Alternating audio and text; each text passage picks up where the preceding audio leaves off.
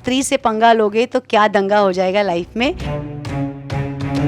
मेरे पापा अभी जीवित है, मेरे मोटा भाई भी है, मेरी बहन भी है। डंडे मारेंगे अगर ज़्यादा बकवास की तो मैंने। बुरा मत देखो, बुरा मत सुनो, बुरा मत बोलो। हर एक व्यक्ति को अपना ओपिनियन रखने का अधिकार है। भारत स्वतंत्र देश है। मैं अपनी टांग अड़ाऊं वो अन्याय होगा मेरे सह कलाकारों के जीवन के लिए। स्वागत है टेली चक्कर में। Thank you. काफी टाइम के बाद वापस से आप नजर आने वाले अपने फैंस के बीच में, क्या कुछ कहना चाहेंगे? कितनी एक्साइटमेंट है या नर्वसनेस है? Thanks to social media and all this new popups हम लोग मिलते रहते हैं। मेरे फैंस, मेरे वेल विशर्स, मेरे फ्रेंड्स, मेरे फेक अकाउंट होल्डर्स सारे मुझे मिलते रहते हैं, क्योंकि मेरे मैनेजर्स और मेरे टीम मुझे बताते रहते हैं देखो ये कर रहा है, ये कर, आप स्टॉप करो। तो मैं बोलती अरे यार कमाने दो। पर डटी people, I really don't admire you, but it's okay. तो वैसे तो मिलते रहते हैं, पर ऐसे आप मेरा एक नया अवतार वापस देख रहे हो। मैं मंच से जुड़ रही हूँ। हम एक बहुत ही सुंदर कृति आपके सामने प्रस्तुत करने वाले हैं, जो सब्जेक्ट एकदम नया है, आज के टाइम की बात है। ट्रेडिशनल वे में कैसे परफॉर्म की जाएगी और आपको उसका लाइव ग्रैंडर कैसे दिखाया जाएगा, वो इस कहानी का मूलाधार है। और थिएटर के बारे में क्या ही कहें। गिरीश कर्नाड साहब को याद करूं कि नाट्य शास्त्र के रचयिता को याद करूं, भरत मुनि को याद करूं, कि नसीर साहब को कहूं, कि आशुतोष राणा जी को कहूं, कुमुद मिश्रा जी को कहूं, कितने के नाम लूं, सुधीर पांडे जी से जिनके साथ हमारे संजय जी ऑलरेडी प्ले कर रहे हैं। तो बस उन्हीं के नक्शे कदम पे चलने की कोशिश कर रहे हैं हम। फारूक शेख साहब और शबाना जी को बोलूं कि कितनों को बोलूं यार। मेरे एक बहुत फेवरेट कलाकार है मकरंद देशपांडे जी। संजना जी को भी मैं बहुत पसंद करती हूँ, वो आजकल पता नहीं कहाँ है, पर पृथ्वी पहुँच जाती थी। ऋषि जी को मैं तो कैसे भूलूं। मेरे माता पिता भी, मेरे भाई जी, मेरे मोटा भाई, एवरीबडी इज़ सम और the other way related to रंगमंच। मैं भी नृत्यांगना के तौर पर रंगमंच से जुड़ी थी। गुजराती कमर्शियल ड्रामास के बाद मैं इतना भगवान ने मुझे सौभाग्य दिया कि हर घर में आपके पास पहुंचाया। अब वापस हिंदी नाटक के साथ मैं रंगमंच पे एक सुंदर सी कहानी पेश करने की कोशिश कर रही हूँ, जिसको टीम वर्क बोलते हैं, क्योंकि रंगमंच टीम वर्क के अलावा पॉसिबल नहीं है। तो मेरा आपसे मिलने के लिए दिल अभी भरा नहीं है, हम सबका हंसने से दिल अभी भरा नहीं है। तो just please come and bless us all. On 16th we are releasing a play called दिल अभी भरा नहीं है, जिसमें वकार साहब है, सानंद जी है, जो आप टीवी पे बहुत लाइक करते हो उनको। आई लाइक इट, उनका डायलॉग है जो विश्व भर में प्रचलित है। तो दूसरे कलाकार हैं, हम हैं, अलग अलग रूप दिखाने वाले हैं कि स्त्री से पंगा लोगे तो क्या दंगा हो जाएगा लाइफ में, वो मेरा पात्र है। आप सराहिए और आशीर्वाद दीजिए। बहुत सारी बात करनी है आपसे, पर अभी तो इतने डायलॉग्स रट के ही मेरा गला सूख गया है कि उससे आपको पता चल जाएगा कि थिएटर ऐਵੇਂ ही नहीं कर सकता, कोई दम होना चाहिए। तो जिस तरीके से अभी आपने बोला, तो आपके लिए कितना चैलेंजिंग लग रहा है अभी ये थिएटर करना और एक टेली शो करना? सबकी अलग अलग स्ट्रगल है। मतलब आप ऐसे अगर पूछो जिन जिन बच्चों को, जो आजकल मैं बहुत खुश हूँ कि सैन्य दल उनको ज्वाइन करना है, डिफेंस उनको ज्वाइन करना है, तो as a defence person, as a सैनिक अगर मैं बोलूँ कैसे, मतलब आर्मी की क्या स्ट्रेंथ है और एयरफोर्स की क्या स्ट्रेंथ है और नेवी की क्या स्ट्रेंथ है, सबकी अलग अलग स्ट्रेंथ है, सबकी अलग स्ट्रगल है और सबकी अलग ब्यूटी है। वैसे ही फिल्म्स, टेलीविज़न, रंगमंच, एडवर्टाइजिंग और अभी नया सोशल मीडिया, सबकी अलग स्ट्रेंथ है। पर ये सोशल मीडिया की ना मुझे थोड़ी झामा पट्टी समझ नहीं आती है, और वही हमने मंच पे उतारा है। तो कहानी की अगर बात की जाए तो किस तरीके का ये ड्रामेटिक होने वाला है? लाइक रोमांटिक होने वाला है, फनी होने वाला है, कॉमेडी? क्या? It's a serious comedy. Dil Abhi Bhara Nahin Hai, starring Waqar Shaikh, Sanand ji, Sanand Saxena ji, Neha S K Mehta, Ritesh ji, Aarzoo ji, and directed by Rahul ji, and produced by and written by Sanjay Jha जी।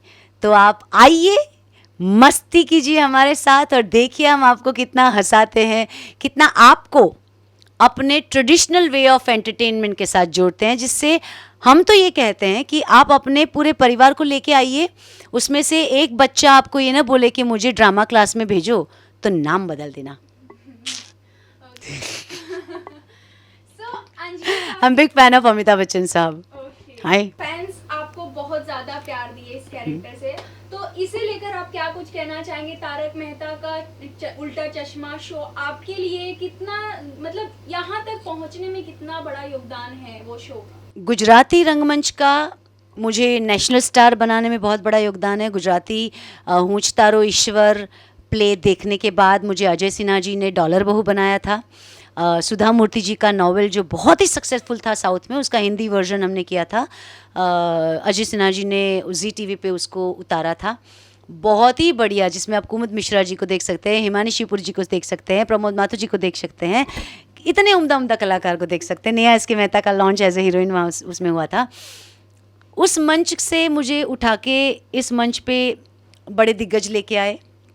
उसके बाद मुझे भाभी मिला स्टार प्लस पे आफ्टरनून स्लॉट में, Amitabh Bhattacharya ji, Ashok Shekhar ji and UTV Ronnie Screwvala ji and Zarina ji, उन्होंने मुझे भाभी पे एज ए हीरोइन पेश किया था, क्योंकि उन्होंने भी मेरा एक प्ले देखा था जिसका बाद में वर्जन बना था व्हाट्स माय राशि, प्रियंका जी ने किया था। वो हमने स्टेज पे किया था, सूटेबल ब्राइड, यू नो, मनगमती कन्यानी शोधमा, नौशील भाई उसके डायरेक्टर थे। तो वैसे ही देख देख के मुझे फटाक से उठा उठा के एज ए लीड में बिठा दिया था। भाभी के बाद मुझे आसिफ सर ने कहा कि आप दुनिया ने ऊंधा चश्मा, तारक अंकल और इंदू आंटी को बचपन से जानते थे हम अहमदाबाद में, जो चित्रलेखा के माध्यम से विश्व भर में प्रचलित था दुनिया ने ऊंधा चश्मा, उसका श्रीमती जी का पात्र twist. I wanted to go to New York for further studies in film industries and fraternity. पिताजी और माताजी का हमारे जीवन में, और मोटा भाई का और हमारी छोटी बहन का, 4 pillar, 4 strong pillar of my life and 4 big direction of my life. Then my bhabhi and my brother's kids as well added as like Ishan, Prayagraj, Dhruvraj, cosmic, you know, I'm a cosmo baby. तो world is my home, वसुदैव कुटुंबकम। और कला जगत मेरा क्या बोलते हैं, मेरा खून है, मेरा ब्लड है, क्योंकि कलाकार का कोई जाति और धर्म नहीं होता, उसका खून होता है। तो वैसे पले बड़े हैं हम। उसमें ये जब तारक मेहता आया तो हम पढ़ने जा रहे थे फिल्म फ्रेटर्निटी के लिए न्यूयॉर्क, मंदिर गए थे, मुंडन था हमारे भाई के बेटे का। तो एयरपोर्ट पे आसिफ जी का फ़ोन आया था, कहाँ ले जा रहे हो, नॉस्टैल्जिया ट्रिप पे। तो तब पिताजी ने कहा कि न्यूयॉर्क जाओगी तो कैसे अपना गुजारा कर पाओगे, हम तो भारतीय है, कहाँ आपको वहाँ पे। तो बोले डिसीजन लो, काम करते करते सीखना है कि सीख के काम करना है। तो उस वक्त अहमदाबाद में हमारे काजल ओझा जी हमारे वडील मित्र हैं, जो बहुत बड़े राइटर हैं, संजय जी उनके पतिदेव। उन्होंने कहा कि पापा इसको दुनिया ने ऊंधा चश्मा, श्रीमती जी कौन छोड़ेगा। तो हमने अंजलि तारक मेहता का पात्र एक्सेप्ट किया और आपने हमें यहाँ तक पहुँचाया। तो बहुत ही बड़ा क्या कहते हैं, बहुत ही बड़ा आशीर्वाद है कि हम श्रीमती जी है, और श्रीमती जी को कौन वैल्यू नहीं करेगा, who will not value their wife और mother. So I am privileged. तो अगर बात की जाए तो आपके अपोजिट शैलेश सर की, और आप इतने सारे जो मुझे मिलने आ रहे हो, क्या दिल में जगह बनाई होगी भगवान ने, तो वो तो कैसे भूलें, है ना। अगर बात की जाए तो उन्होंने एक आचार्य है मेरे, बहुत बड़े कवि हैं वो। नहीं, ये तो लक्ष्मी जी का वाहन उल्लू। तो उन्होंने एक बात कही थी इस शो से लेकर कि पेमेंट टाइम पे नहीं मिलता है, जो कि बहुत बड़ी बात हो गई थी। तो क्या आपसे जानना चाहेंगे कि आपके साथ कभी ऐसा कुछ हुआ था या नहीं, पेमेंट वगैरह को लेकर? क्योंकि उनका कहना था कि बहुत सारे स्टार को पेमेंट टाइम पे नहीं मिलता था, जिसके लिए मेंटली हरासमेंट वगैरह किया जाता था।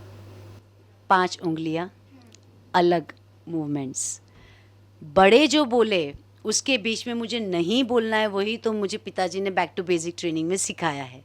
तो क्या ही बोलूं, ना बोलूं, बड़ों को बड़ों की बात बोलने दें, छोटे छोटे बन के रहें। मेरे पापा अभी जीवित है, मेरे मोटा भाई भी है, मेरी बहन भी है। डंडे मारेंगे अगर ज़्यादा बकवास की तो मैंने। ना बाबा। ओके। अस्मित मोदी की अगर बात की जाए तो उन पे भी काफी ज्यादा आरोप लगाया गया है, इस पे क्या कुछ कहना चाहेंगे आप? अभी तो जवाब दिया, डंडे पड़ेंगे घर से अगर किसी के बारे में कुछ बोलूं। गांधी जी का शिक्षण मुझे अहमदाबाद में जब मैं थी गांधी आश्रम में मिला। बुरा मत देखो, बुरा मत सुनो, बुरा मत बोलो। अभी तो मंच पे वापस जा रही हूँ तो बोलना कम और अभ्यास ज़्यादा है। और जब भी बोलना हो अच्छा बोलो, जब भी बोलना हो अच्छाई देखो, क्योंकि जीवन आगे बढ़ता है अच्छाई से। पर हर एक व्यक्ति को अपना ओपिनियन रखने का अधिकार है। भारत स्वतंत्र देश है। प्रोड्यूसर परिवार की तरह अपना शो चलाते हैं, कलाकार अपना जीवन चलाते हैं, और हर एक के जीवन में खट्टे मीठे अनुभव होते हैं। तो किसी और के अनुभव में मैं अपनी टांग अड़ाऊं, वो अन्याय होगा मेरे सह कलाकारों के जीवन के लिए। मैं किसी भी कलाकार के लिए कुछ भी बोलूं, वो मेरा गलती होगा और गलती नहीं करना चाहिए। और किसी के लिए आप मत बोलो। सर्व व्यक्ति अपने बोलने के लिए सक्षम है और सबको अपना अभिप्राय बोलना चाहिए। ये मेरा अभिप्राय है।